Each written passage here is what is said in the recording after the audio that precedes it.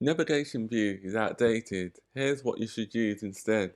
So today we'll be creating the navigation using the navigation stack. So this is what we'll be doing. As you can see, we have 1, 2, 3, 4, 5 options in the list. And if we click on any of the options, they will navigate to a detailed view using the navigation stack.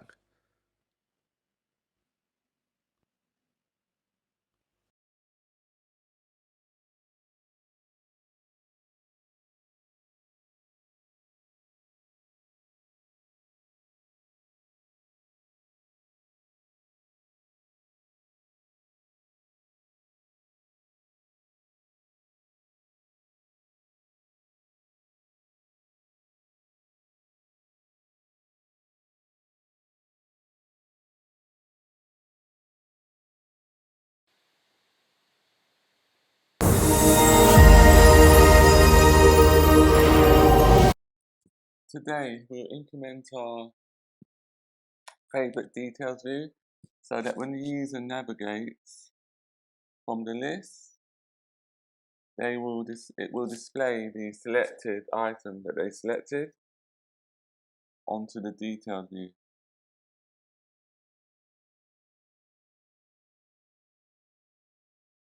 So the first thing we need to do is reopen the favorite detailed view that we created last week.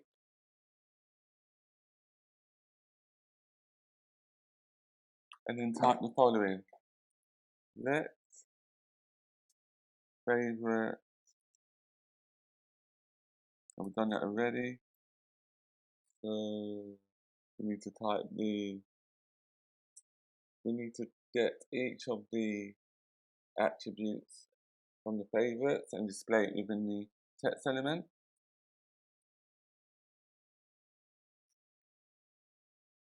So that would be favorite dot emoji that we want to display. And we also need a B stack that will include a spacing of 20 pixels per element. So the favorite dot emoji will be spaced 20 pixels away from the text element dot favorite dot name.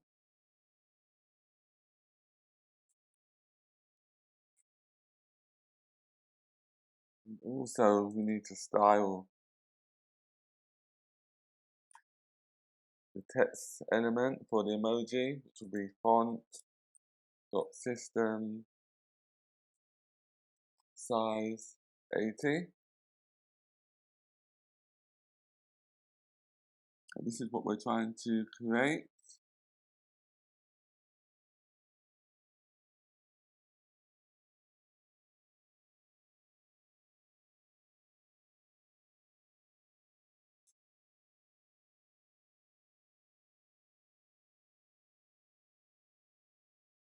There shouldn't be a colon after the system. And then we also need to style the favorite dot name attribute for the text element. Large title dot bold.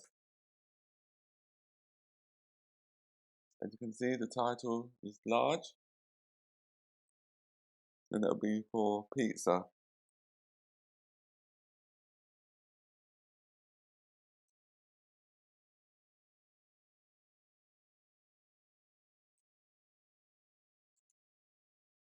And we also need to display the favorite description and then style it with dot body. Since it's a description, it could be on multiple lines, so we need to use the multi-line text alignment, and give it center and padding, which will be horizontal. And there's some more padding to the B stack, and then we add a navigation title, the name of the navigation or the caption that will be displayed in the navigation is the same caption or name from the favorites. So if the user selects, for example, SwiftUI, the caption would be SwiftUI on the navigation title. And if the user selected gaming, then the title would be gaming for the navigation title.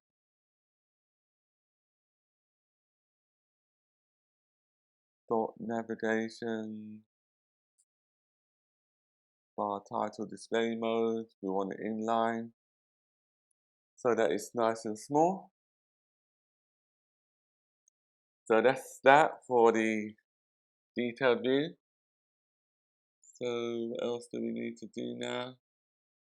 We need to add another view, and that view will be called favorite row view.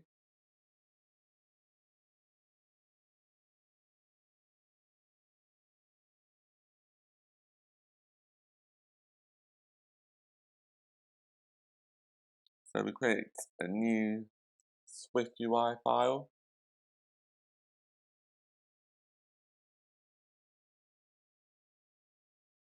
Name the file favorite row view. Click on create.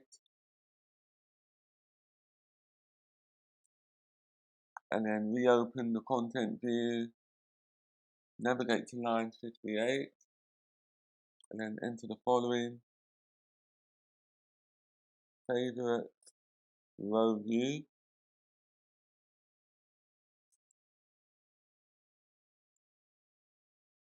For the favorite row view, it sets a parameter,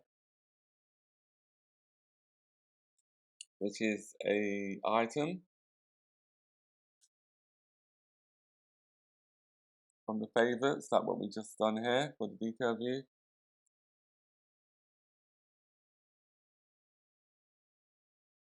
So now we need to update the definition of the favorite row view.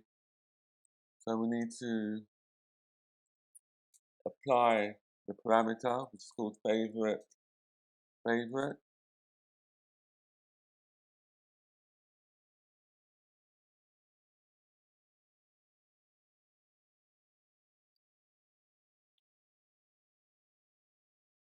And then we need to add a H-stack,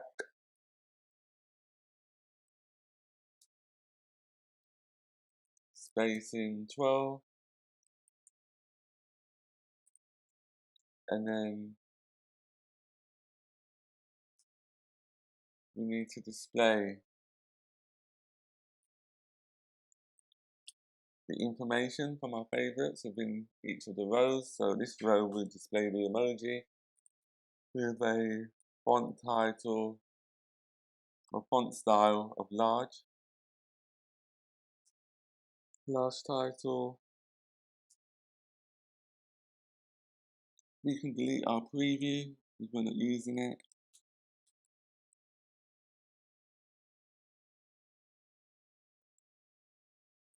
Add a V-stack, alignment, dot leading, and then we display our favorite dot name. And then also we don't have to, but we can give it some style, dot heading, so it looks nice. And then we repeat the same thing for the description. Text, favorite, dot description, dot font, dot caption, dot foreground style is secondary, line limit, which will be 2. So if the lines is more than 2, that means the description will be truncated.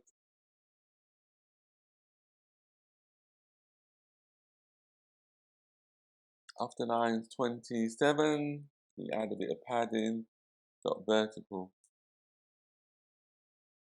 4.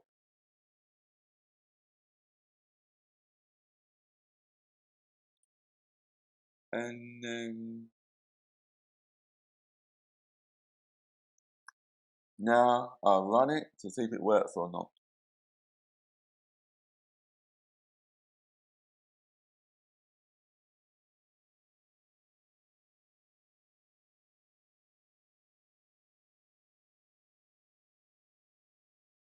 Xcode takes a long time to run on my computer, so I just pause the video to reduce the video length.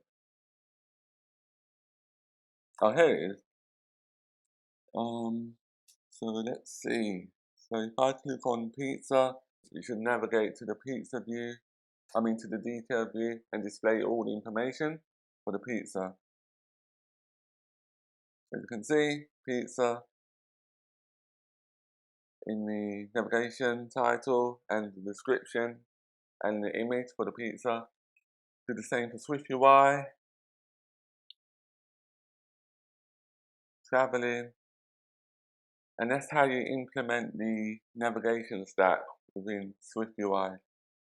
If this video has helped you in any way, please comment, like, and subscribe, and also share the video to your friends or other people that might need to implement or learn something within SwiftUI.